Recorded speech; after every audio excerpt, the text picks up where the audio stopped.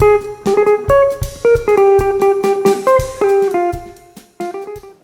Cookie Loves people! Welcome to my kitchen. I just got a new little iPad mini, so I'm going to try out videotaping a little bit. Tonight I'm making fried chicken. We got a nice chicken that was all cut up already, so I'm going to mess with it.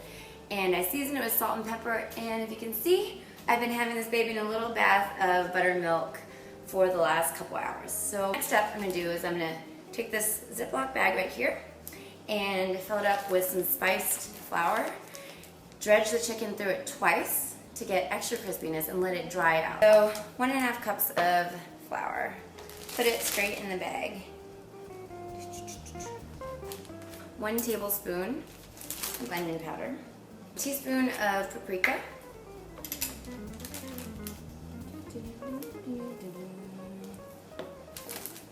Oh, that was a tablespoon.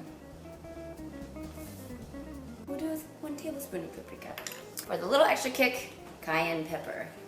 Do just a teaspoon of that because I can't only handle a little bit of spice. And I'll add about a 1/4 to 1/2 teaspoon or so. So all the stuff is in the bag. I'm gonna go ahead and zip it up, shake it up. Get it all distributed. Do your little dance. Got your shake and bake going. And you wanna make sure you dry the chicken first so it's not all drippy, and that way you get maximum crispy coatiness. Shake off the excess. Place it down here and take it and dry it off so it's not super drippy. Here's our drumstick. Drop it in the bag, zip it up, shake it around so it gets all nice and coated. See how it is in here? Little guy. Chicken is now coated. So there's the chicken with round 1 of dipping and coating. I'm gonna go ahead and re-dunk in the buttermilk and re-dip for round 2. Fight! Dunk it in the buttermilk. Shake it off. And dry it off, little baby. Dried. Throw it back in the bag. Shake it all around. Drumstick number 1 with 1 layer. Number 2 with 2 layers. You can definitely see the difference there. Hopefully it makes a difference in the crunchy factor. Okay, so all the chicken is prepped and ready to go. I'm gonna take one more secret that I read on the No Recipe site is to let this dry out for an hour. I might wait 30 minutes because I'm getting hungry, but drying this out allows any moisture that's in the skin to evaporate, which makes the skin crispier, which is the key to good fried chicken. So, all right guys, we're back and we're ready for fry time. I've had the chicken sitting out for, it's probably been about 30 minutes. Got hungry, so we're gonna go ahead and get started. What I have down here, you can see, is my cast iron skillet. It's filled with about 1.5 inches or so of vegetable oil. And I've been letting it heat up over medium-high heat. And the temperature you wanna get to is about 340. Grab your handy dandy tongs. This is dangerous because it might splash, so you'll be really careful. I'm gonna start with my bigger pieces of chicken breasts. So here's your chicken breast. It's been hanging out. And I'm going to place it in with the skin side down first, very, very carefully. So watch out. Woo! Oh mama. Here she goes. First piece of chicken is in. Let's take a peek. It is definitely frying. I'm going to add the other one as well. You want to make sure you do this stuff in batches so you don't overcrowd the pan and bring the temperature of the oil down too much. I'm just going to pop this guy in too. Woo! Check this out. Boiling. Cool. I'm going to let that cook probably 10 to 15 minutes. I'm going to check the temperature of the oil as we go so I can make sure that it stays hot enough. Man, I can't wait to eat this. My parents were immigrants from Vietnam, and they had nothing when they came over this country. And we grew up kind of poor in the beginning. My parents have worked really hard over the years, and I'm doing great, provided a great future for my brother and me. Always thankful of that. But I do remember I was going to KFC, and at the time, kids' meals were a lot cheaper. And so our family would order those. My brother and I were pretty small for our age anyway, didn't eat that much. So my mom went ahead and ordered the kids' meal. And the guy at the counter turns and looks at me. and it says, young lady, are you under 8 years old? My 8-year-old brain is zooming. What do? I have in this moral dilemma.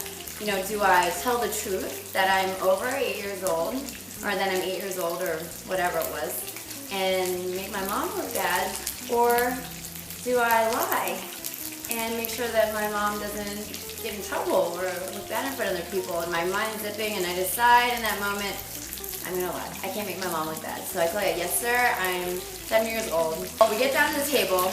My mom immediately sits me down and is like, Kim, I am so sorry for putting you in that situation. I will never ever do that again. You should never lie. It's never a good thing, and I'm very sorry you have to deal with that. And I always remember that about not lying. So I think that's one of the things that it takes me. But anyway, I'm gonna have fried chicken, so now to think about that story. I think it's been about 5 minutes or so. I'm just gonna lift it up and check it very carefully. Woo! Oh, kind of burnt. Yeah, it looks like it's a little bit high. Maybe that's why I burned it. It's okay. I still have 4 more pieces.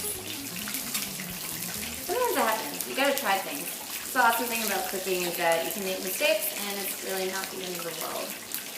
And for the next, the little drumsticks. I think we can add the rest of these here. Drumsticks going in. You keep the heat a little lower this time, so hopefully I don't burn it. Woo! Watch out for flying oil for sure. Show you guys something. That's raw chicken in the middle because I had the temperature way too high on the outside, and it burned on the outside and went raw in the middle. So my drumsticks are getting really nice and golden. I just checked the temperature of one. It's right about 160. You want it to be 165 to 170 for done chicken. Be safe. So what I'm going to do is I'm going to pull these out. I'm afraid of burning them now that I've been burned once. Looking beautiful chicken. And I'm going to let them all finish in the oven for 5 to 10 minutes with the oven at 375. Oh, that golden crispy skin. Chicken is in the oven, and I'll give it about 10 minutes. I have a little meat thermometer that I can check to see if it's done, and we'll see how this turns out. Oh yeah, fried chicken goodness.